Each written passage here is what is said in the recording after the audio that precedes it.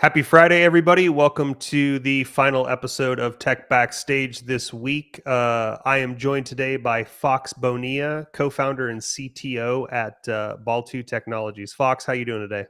I'm pretty good. I'm pretty good. Looking forward to this chat.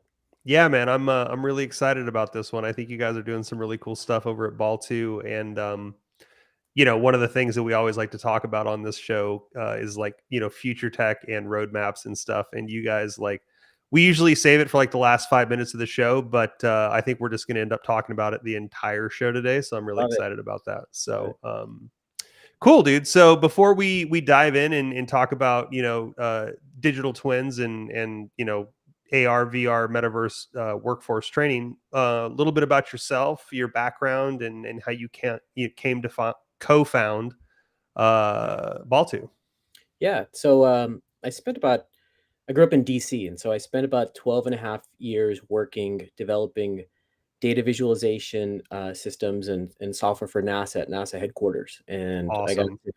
yeah, it was a lot of fun. I got to work on some really cool projects, create some pretty interesting reports, worked on a couple of the transition documents during the Obama administration, and then got to support an incredible review of all human spaceflight capabilities for NASA, which recommended, unfortunately, but it had to happen. Recommended the ending of the space shuttle program, and then now also recommended commercial spaceflight. And so that was what I was up to for a while, and was working with executive staff there, helping them with outreach and engagement programs, explaining kind of the complex programs in a way that the American audience would understand. So that's what I'm pretty good at. Decided to leave and start my own thing. Uh, Ended up moving out to Arizona. Made some really good friends out there.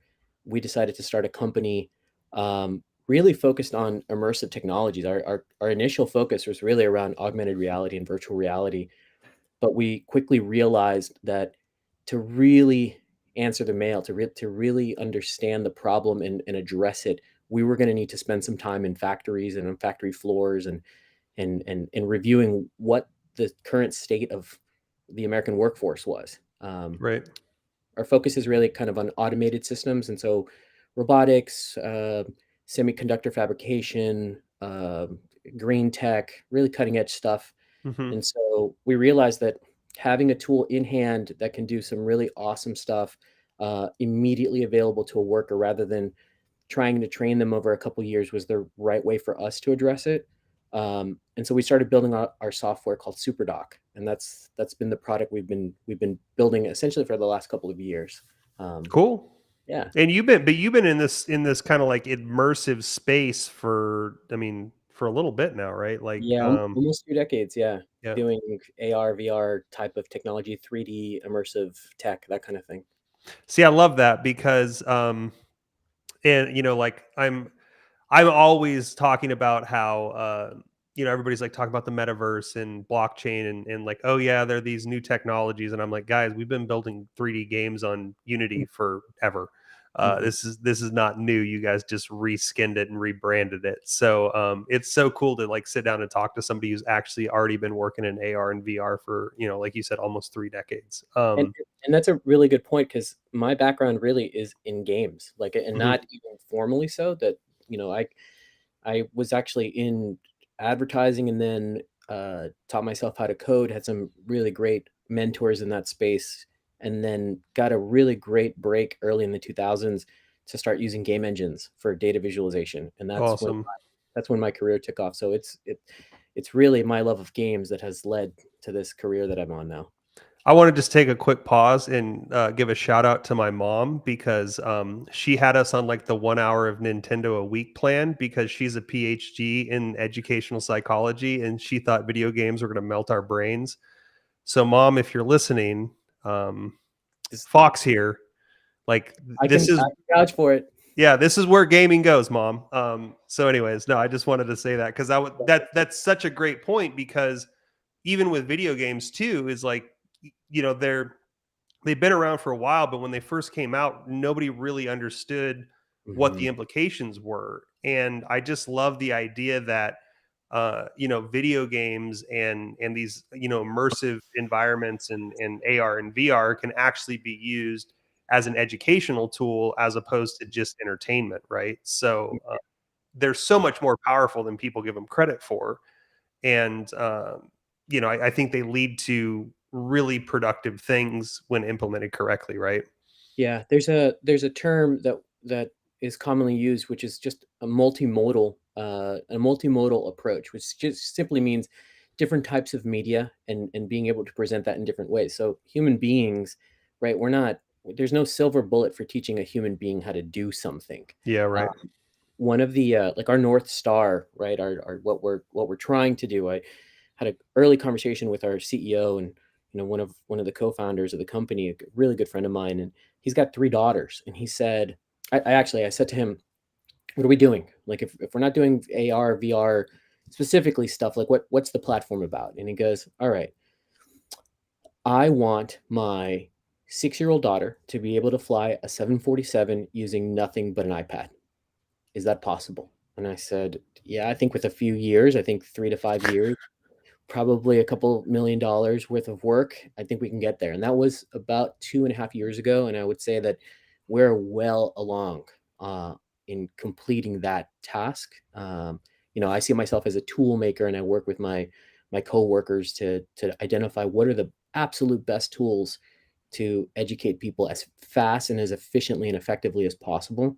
And so that whole multimodal approach, right? With video games, you've got 3 dimensions, you've got text, you've got voice, sometimes you've got video, all happening at the same time.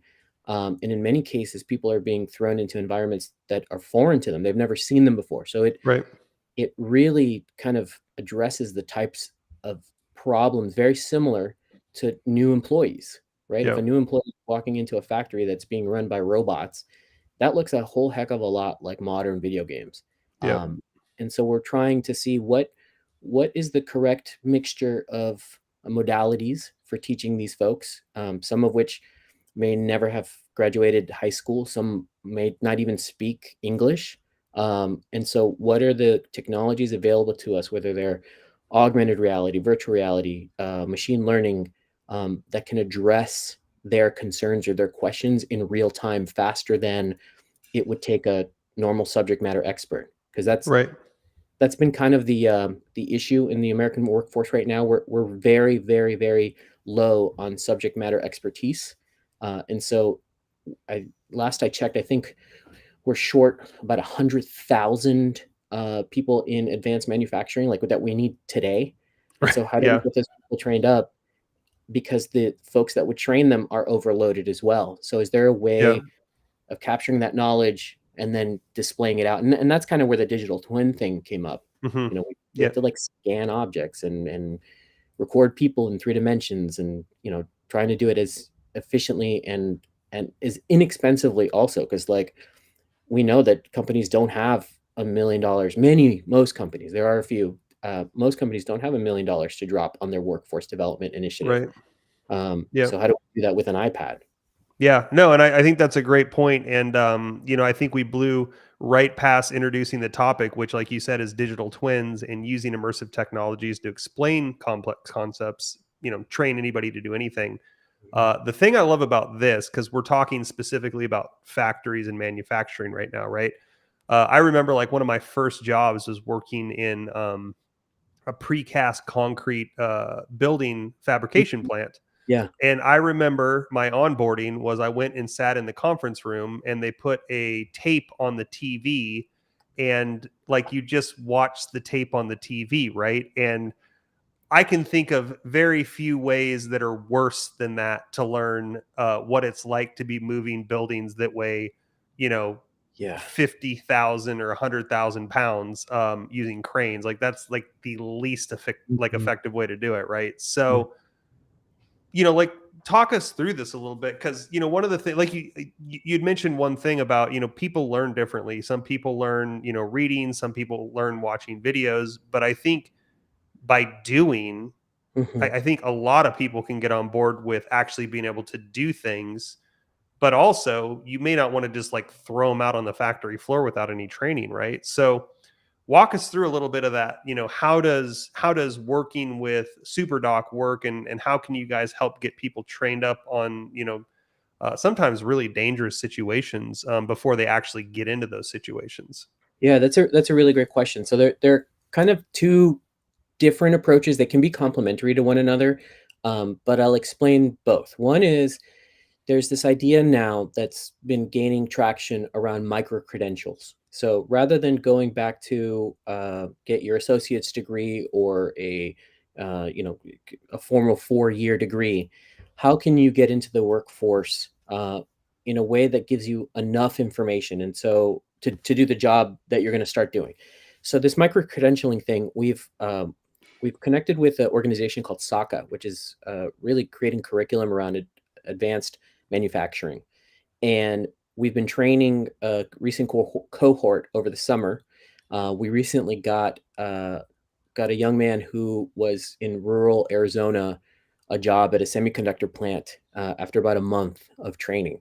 Um, Wow, yeah, that's pretty fast. it was pretty awesome, and he's doing an awesome job. He's receiving mentorship, from that company.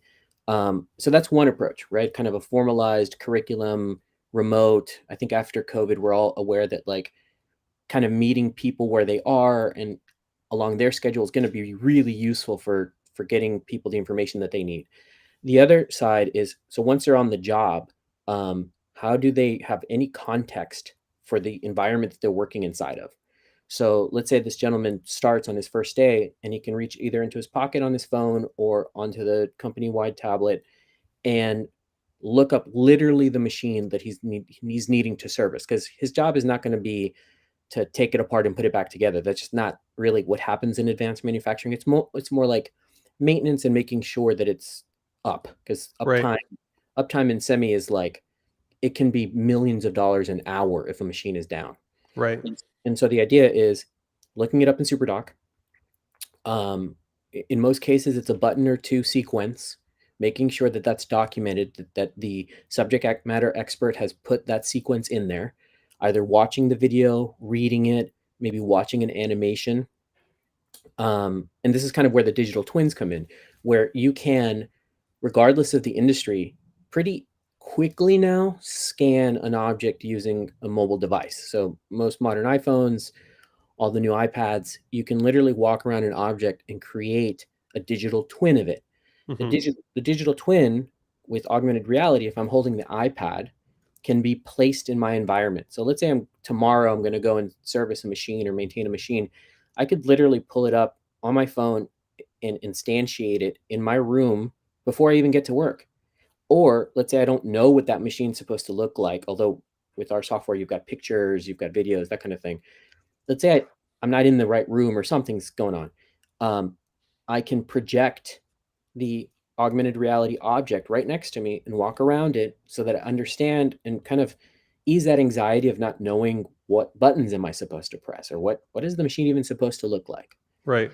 And so those are the two approaches. One, like I said, is micro credentials, rapidly training a workforce to take on those jobs, because you really in most cases can get them started after of just a few months. And then the other is providing the information in real time so that they don't have to reach out to a subject matter, which in most cases is completely bogged down. One of the things that we've heard is that these SMEs across all kinds of industries, green tech, uh, electric vehicles, there's like one person for every 100, in some cases 1,000 other people. Hmm. um, they're having to work 6 almost 7 days a week, 20-hour days. They're getting fried. And so how do we capture some of that knowledge, not to take their job away, to free them up to do the more advanced maintenance, or the more advanced procedures that those new employees can't do. And so that's what we're Yep. trying to do. We're trying to make more opportunities available for people quicker. And like I said, we see it as complementary to the systems that exist right now. Just let's capture that information before we lose it. Yeah. I want to circle back to the micro certifications. I love that because there's a lot of talk nowadays, especially around industries that might be getting phased out. We're talking a lot. I actually saw something, I can't remember where, but talking about coal workers, in like Virginia, for example, retraining as programmers. But there's a lot of anxiety around career changes because a lot of times those people have been they trained for years to get certified into the position they're in. A lot of times even they might have gone and, like you said, got an associate's degree or got a bachelor's degree in order to do what they're doing right now. So they've already spent a good amount of money. They might still have student loans outstanding where they're like, wait, I already did this and now this is a dying industry. And they're like, now what am I going to do? Right. Mhm. And so I love the fact that micro certifications, you lower the bar to entry and Mhm. you give these people an entry point, like you said, within a month or two that gives them the ability to actually train up on something, in real time, in AR, in VR, to make sure that they actually understand what they're doing to be able to make that career switch. But then you're also addressing, like you said, that need in the workforce right now because so many skilled positions are underrepresented. You know what I mean? Especially like I'm talking about software engineering because it's a Mhm. statistic I know, but like for every single engineer, there's 9 to 10 job openings, right? So Mhm. it's like we're significantly understaffed and there's significantly less people available than there are jobs right now. And so in order to be able to get people out of other positions and be able to quickly transition them into skilled positions, that's invaluable, right? Not just to that person but to the workforce as well, right? Yeah. Yeah, Yeah. it's We're finding that a lot of businesses, once they kind of understand how we're doing this, like I said before, when we first started the company, it was really focused on the tech, and we mhm, quickly realized we can't fetishize the tech. Like if we mhm, do that, we're not actually solving the problem for anyone. We're building something for ourselves. And right, so we spend a lot of time, really, I would say probably visited at least a couple dozen factory floors, interviewed at least 100 different companies, and just ask them what the problem was. And like you said, for in most cases, it's we don't have the employees. Like the jobs are there, they pay decently, but people are scared or they don't understand what it is to co-work with a robot. Like mhm, that's like a new thing. right. Yeah, Right, and it's the future. That's how things are yeah, going to get built. Um, and part of it is simply just introducing people to these industries. Like they may not even know what a semiconductor is, right? right, Like I said, they might not even have graduated high school. So how do you describe these complex things in a way that's going to make sense to them? That's going to make them aware of the jobs they could possibly have. For instance, in most cases, people have this idea of like going to work at a factory being like the steel mill, right? Like right, it's pouring steel and I got to wear a hard hat and it may be that, but in a lot of cases, these factories is really you walking into a clean room mhm, and your iPhone is being created or a new vehicle is being made, and that can be like daunting, right? right, If there are all these machines and you've got to take care of them, where do you even start? And so our approach really has been around let's explain this thing to people first, um, so that they can get acclimated to that type of work. Because I think, unfortunately, Americans aren't acclimated to that work. And a lot of us need to be, whether we're training folks or we're building those machines or we're receiving the product from those machines. It's going to take a lot of different kinds of people to resolve our manufacturing problem, because we really have a pretty deep manufacturing problem in the United States. And so that's the niche we decided to tackle first. I think SuperDoc can be applied to a lot of other industries. I always bring up, baking a cake or like fixing a toy or something, because that's just fun stuff. right, In fact, I think that the post that gathered some traction on LinkedIn was about a Tyrannosaurus Rex, right? Because it's right, like it's an approachable thing, but the T Rex could also be like a Tesla, right? right, It could be a really complex piece of machinery that somehow now, because the technology exists, you could easily project in front of you with a tablet or with an iPhone and walk around and service. mhm, Like most of us are capable, and the way humans learn, which is really interesting, um, is in 3 dimensions. Like for the Right. most part, human beings learn by doing. And so by placing that object in front of you, you're actually you have agency there to walk around and look at it and observe it, to have some context as to its size or like its complexity. And I think that so far has proven very useful for training these new employees, because they don't know what that robot looks like. They don't know what to expect. And you take away the anxiety as soon as they see it, and it's in projected in this cool way right now. I think that coolness is going to kind of go away after a while, but at least for right now, you can project the thing. You could literally project the Tesla like in your room, like in Right. your living room in your house, and walk around it. So we're just trying to collaborate with different companies to see what lessons, what machinery, what kind of onboarding is necessary to get manufacturing, cranking. Right. I love that. And just I want to just like probe a little bit deeper into the SuperDoc capabilities right now. But do you guys have anything where like you could walk through actually like a specific repair sequence, like like where there is a robot, and so you could actually walk through the training of, hey, I need to replace this component, or I got to do this. Like, what does that look like and feel Yeah. like right now in these types of environments? Yeah, that's an awesome question. So one of the things that we saw is that in most cases, and this boggled my mind, the repair sequences are taped onto a piece of machinery. Seriously? If they're even taped on, Right. like if we're lucky, somebody has laminated the page, Oh, right? fun. Yeah. It's handwritten by, Joe, who's worked there for 35 years and he's going to retire. This is like a real thing. I'm retiring in a week. Just make sure that the page is laminated, so if it gets wet, you don't lose it. Right. So we were looking at that, and what we found when we first started talking to folks, we were looking at diagramming processes. What does a collection of information look like? Mhm. And we found that kind of using the tools that existed at the time, that was taking somewhere between 40 and 60 hours, and you had to be Wow. an engineer to sequence all of that stuff.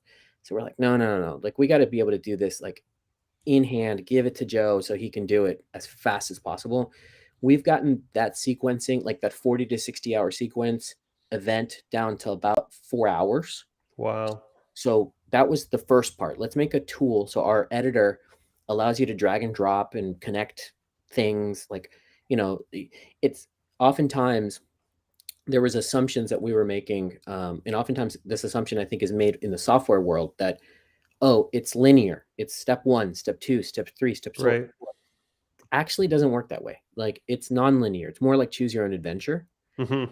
And so, given my love of games, like why not make the editor a choose your own adventure constructor? So Right. so that's what we did, and people got it. Like cuz people understand choose your own adventure. So, you know, did this happen? If not, go in this direction. If Mhm. this happened, go in that direction. So that's the editor. The first part was like, let's reduce it by 90% or whatever. And then the second part, we once we got the editor in place, we started reaching out to really advanced tech integrators and companies, because we were like, we know we can solve the baking the cake problem. Can we solve like the maintaining R2D2 problem? Right. And and Yeah. so and that's how we think about it. And they're literally companies that make things called R2D2s, right? Like it's Mhm. insane that we're in the future. And so we really wanted to capture it. And so we figured out, yeah, we can capture it in about half a day. Now it's back to the modalities. Can we display it? So we started capturing some of these processes, some of these maintenance processes, collections of information for onboarding. And so we've got a lot of that stuff in the system to test against. And what we've been in closed beta since last November. We're kind of stealth before that. And then as soon as people know what was happening, we had 2 customers like within the month saying that they needed it and that they were wanting to try it. Now we've got several folks that are across a lot of different industries trying it out and just trying to understand what this thing is. What could we do with this tool? Mhm. Um, and so yeah, there are collections of information that we have in the back end that are proprietary to particular companies, and they have their own servers, right? That they can just log in and just type in the robot's name or type in the processes name or the collection's name, and it's got everything cataloged with all the media, and they can update it on the fly. That was the other thing. Lot of investment that has occurred with the Microsoft Hololens. And one of the things, unfortunately, with the HoloLens is that it's pretty hard to get data onto it. It's great for viewing it. Getting onto Right. it is kind of tough. And this is the case with a lot of headsets, like the Magic Leap and even the VR stuff, like the Quest. But what we see ourselves as is the complementary piece of software, which is, hey, you can do this in your hand. You can do this in a crowd of people that can all see it. They can all, to it as fast as possible. And then you're feeding all these other systems like in real time. I had a meeting recently where a potential customer was asking how fast we could have a scan in the system. And as I was scanning the room, Right. uploaded it. And when I responded, I showed it to them on the tablet, and they're in the scan. And they were, how is this Wow. even possible? But that's the tech that we're carrying now. Let's just take advantage of that tech to provide people more jobs, Yeah. and to provide the people that have those jobs just more support.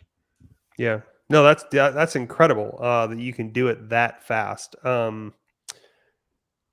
What do you think, just with the last few minutes here, what do you think's next for this technology? Where do you guys think you're heading? I mean, this is such a like this is true greenfield as far as like the tech industry is concerned. This stuff is, again, we've seen 3D gaming and stuff in the past, but applying this to the workforce and applying it to what Baltu's applying it to right now, like I said, I think, in my opinion, it's true greenfield, right? So what do you think's next for what you guys are working on, and where do you think this is going to go, and where do you think you see it in the future? So we've been, we have our R&D initiative separate of the software. So like we're constantly kind of tinkering and using all kinds of radical tech just to see if it's efficacious. Is it going to work? So we got access about a year and a half ago to some pretty powerful artificial intelligence systems, and we've been just kind of looking at it. How could it fit into this? And what, without giving away too much, AI is very good at transformation. Hmm. Like it's fine to generate a thing, but often those things don't kind of match up with what we want. But if you have a thing that you already have and you want to convert it into something else, so for instance, if I had an image and I asked the AI to describe that image, I now have a block of text I didn't have to write. So the content, right? The content, we got it down to 4 hours. Our CEO, Peter, keeps kind of pushing on that one. And I'm wondering, our head of content is also kind of asking for certain tools. Could we get that down to like 15 minutes? You know, Wow. from 40 Yeah. to 50 hours down to 15 minutes to document a process or create a collection of information? That would be radical. Like, Hmm. so suddenly you can create all this content to inform your workforce without stressing the current workforce that you have. And I just, I'm involved with a lot of things kind of like that, with researching things like that. So like I'm also adjunct faculty at Arizona State University. I teach a class there called Designing the Illusion of Reality. And then I also, I'm a co-chair at the XR, which is AR VR. So XR Safety Initiative. I co-chair a framework around safety and privacy. And so at the top of our mind is, how do you secure this? Because really it's going to be unique data Right. created for every one of these companies, and we want to be sure that everybody feels safe and kind of like understands that this data is secure, because it's going to be the data basically will describe how to dismantle and put together the world. Like that's Right. that's, it can be that powerful. Yeah, this is some like Matrix stuff right now you're talking about. You're like downloading data in like 15 minutes to your brain almost. That's incredible that, I mean, even down to 4 hours, that's a 10x reduction over, but 15 minutes, like that's like Keanu Reeves sitting in the chair and just like getting all the information downloaded. Yeah, we're hoping I for believe it, it. right? I believe it because I play video games, right? If I can do it in a Yeah. video game, hopefully I can do it at work. That's the Uh, way it works, man. It's like that the video games shape the future, right? yeah. Yeah. No, I think I that's great. I had one last thing. Yeah. which isn't like super work related. I mean, it is work related because it's XRSI. I just wanted to make everybody aware of Metaverse Safety Week, which is Oh yeah. occurring in December. If you guys are interested, if the folks listening to the podcast are interested, I would just Google Metaverse Safety Week, and it's being hosted by XRSI. And it's really around how do we secure these data sets and how do we make sure that we are both being equitable and fair around the safety and privacy of our users. Because like I want to be able, our team at Baltu wants to be able to provide all these opportunities, but we don't want to do that at the expense of people's privacy and safety. And Yeah. so, I highly suggest that folks that are interested in this cutting edge tech and how to secure it to just kind of Google Metaverse Safety Week. And then, yeah, you've been talking about SuperDoc. If you guys are interested, just Google SuperDoc or Baltu, Baltu Technologies. You can find us and reach out, and we're always down for collaborating. Like we just want to find really cool companies to collaborate with. Awesome. What are the dates for the Metaverse Safety Week again? Oh man, I think it's December. Pop quiz. I think it's the week of December 11th. I should know Okay. that. It's all good. Yeah, it's like the It's all second week in December, I believe. Okay, cool. Yeah, and I agree. Like, I definitely think the way that we talk about this a lot on this show. We've had some data privacy people on the show as well, and just the way that the world's starting to look at data and stuff. The metaverse, it's shaping up to either be like it's going to kind of be an epic battle for privacy. It's either going to go one way or the other, and I'm firmly on your side, which is we should be protecting people's privacy and safety in data in there instead of reselling it to the highest bidder. So Mhm. yeah, so thanks for bringing that up. Like you said, please, if you're listening in, Metaverse Safety Week, Dennis is going to be participating in that in December, In December. and or sorry, Fox. You're good. You're good. Yeah, cool. But Fox, I appreciate you being on the show. We are out of time. I wish we'd go a little bit longer, but yeah, thanks for sharing your insight on this just like super exciting topic. I'm really excited about it, and Thanks, Eddie. thanks for being here. Appreciate Carlos, do you want to talk about next week, or are we just going to do that on Monday? Actually, well, real quick, because we have two confirmed interviews for next week. The first one being on Tuesday with Gary Hackmuller, the CEO of Arceon.io. And then on Thursday, we're going to be talking to Brian Cordero, the CEO of Green Click Technologies. That's what we have. And Friday, we don't have a next week, we're not going to be airing. But in the meantime, folks, stay tuned for more. There will be updates between now and Monday, because we might have someone just pop in at the last minute. So Awesome. with that being said, thank you, everyone. Thank you, Fox. Thank you, Eddie. And remember, join us right here in Tech Backstage next week, Tuesday and Thursday, 12 o'clock. No, wait a minute. No, still those. I'm sorry, Eddie. Those are the ones that are still. Yes, those are the ones that are still at 11. But we're going to be soon moving to 12 noon. We're going to be pushing it for 1 hour so that Eddie can go and have lunch. That's right. Yes. Thank you so much for joining us right here in Tech Backstage. And be here or be square. Thank you. That's right. Thanks, Carlos, and thanks again, Fox. Thank you. Have a great weekend.